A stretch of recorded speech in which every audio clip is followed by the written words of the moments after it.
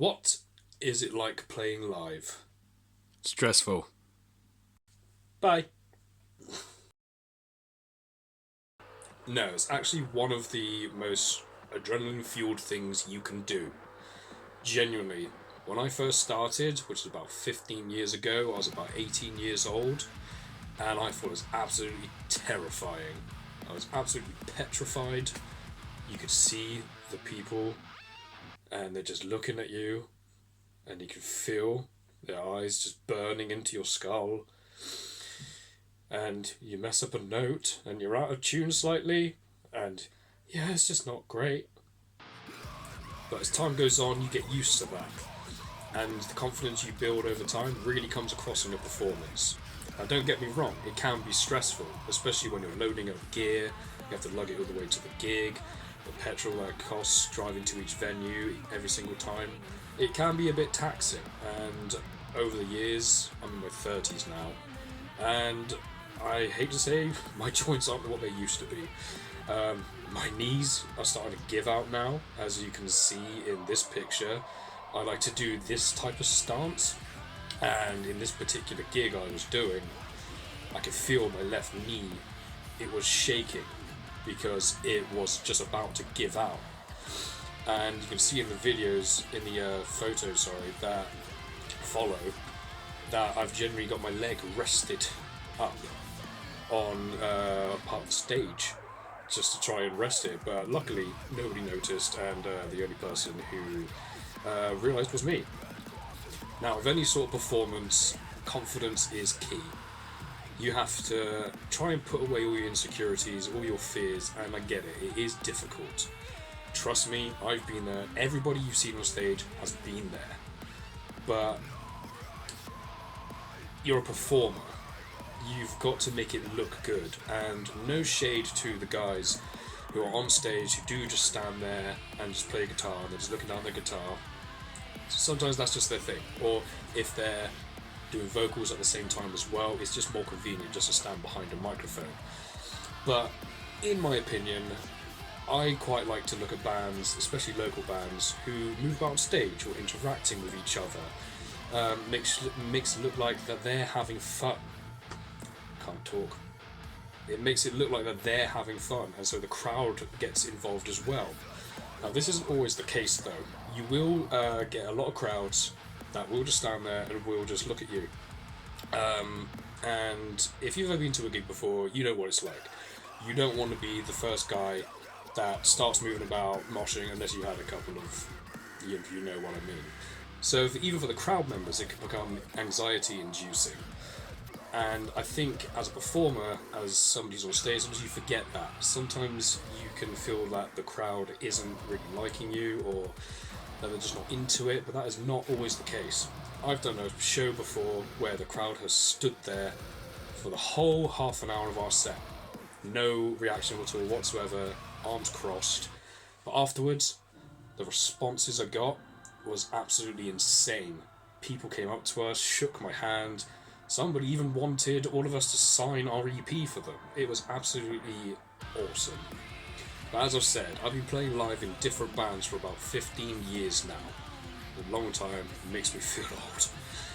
And I didn't always move about on stage. I stood there, just looked down at my guitar, because it was just terrifying to me.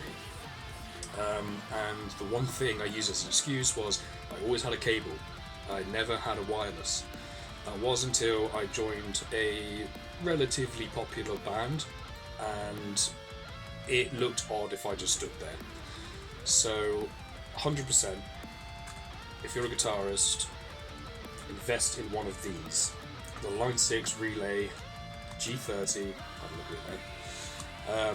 You can get them quite cheap on eBay now. I got mine for just over £100. You plug that into your guitar, it's good to go. There's little to no latency, and you feel that is a real big stepping stone into being able to what you want to accomplish on stage. But another key factor is communicating with your band.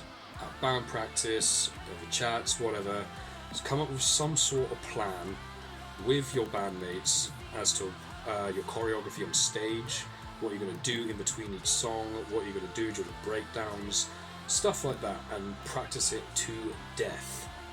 Every single practice we do at Lyris HQ, we go through the choreography, we go through the set list a few times, and we always strive to try and get better for what we're going to be doing live. And I'd like to think it shows, because you feed off that energy. You feed off that energy that your bandmates are producing, so you don't feel like you're the only one who is moving about on stage, and you'll find over time that anxiety will just go. It is a great feeling when all of you at the same time are headbanging at the same time, the crowd gets into it, they're dancing, they're moshing, they're shouting back your lyrics, and it's just an amazing feeling. But tips on how to get this far. Like I said, it won't come overnight at all whatsoever. It takes time, it takes a lot of confidence, it takes practice. But like I said, one of the things you have to do, communicate with your band, coordinate what you need to do in your live show. And when you're on the stage, it is 100% going to be completely different as to what it was at practice. One of the things I like to do is, a lot of the time, I close my eyes. Because I feel confident enough to know what I'm playing on guitar, and I kind of just get into it. But I know that I do have to sort of make eye contact with the crowd at certain points as well. It helps to kind of look through the crowd, look to the back of the room, and then pan your vision back towards you. So it looks like that you're looking at everybody in the room, you're noticing people, and you find that you'll see the odd person that is actually getting kind of into it. It's not too bad. Another thing as well is try not to just stand there. Have some sort of stance. At least walk to your drummer, interact with the vocalist, stand next to the vocalist. When it comes to a breakdown bit, try and push yourself forward to try and get that headbang in.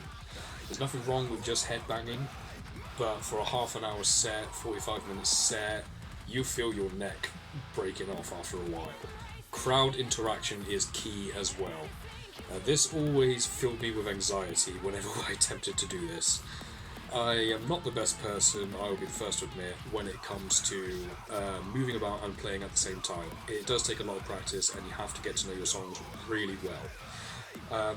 Well, the concept in Lyris came that in one of our songs that we had to jump up and down to try and get the crowd moving as well.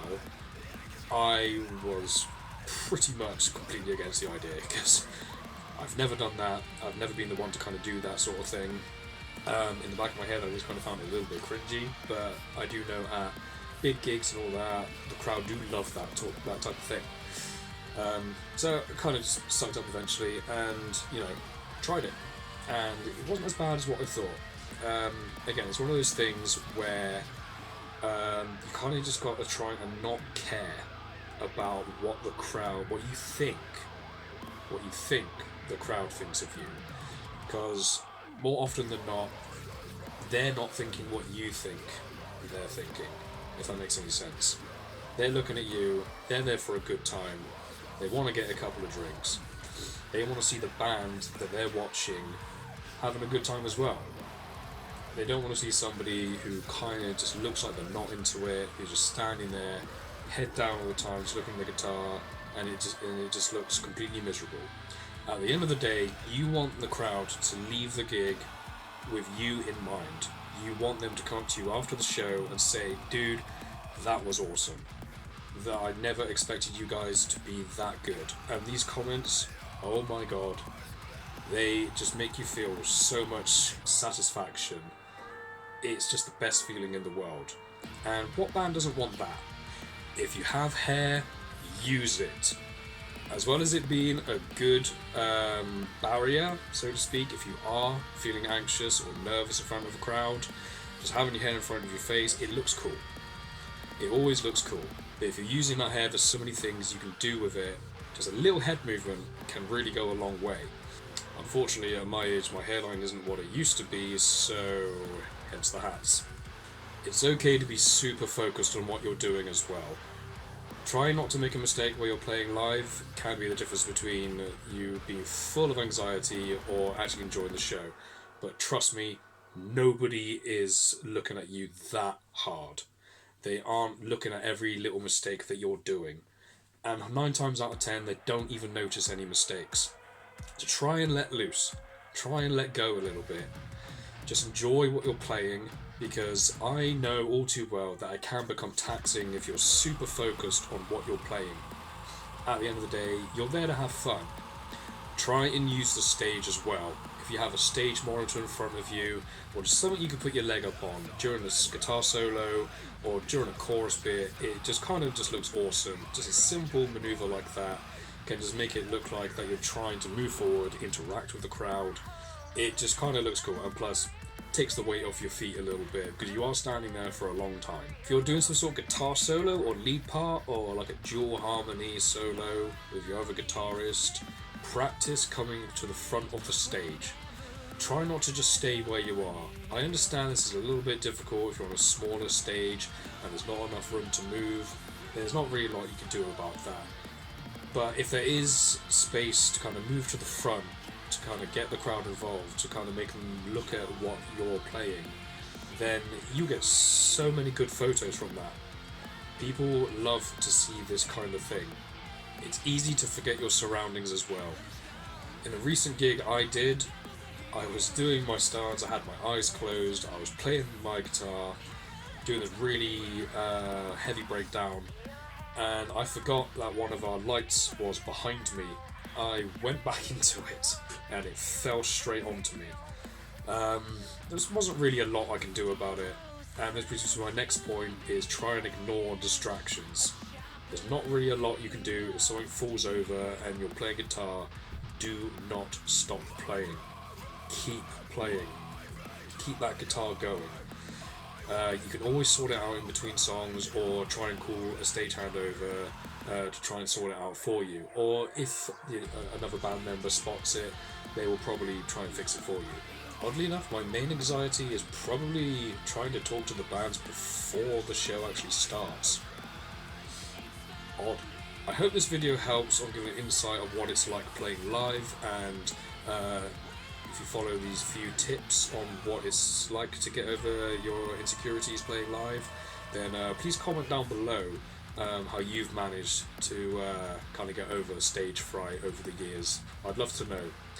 And if you enjoyed this video and want to see more like this, then please hit that like and subscribe button, and don't forget to stay metal.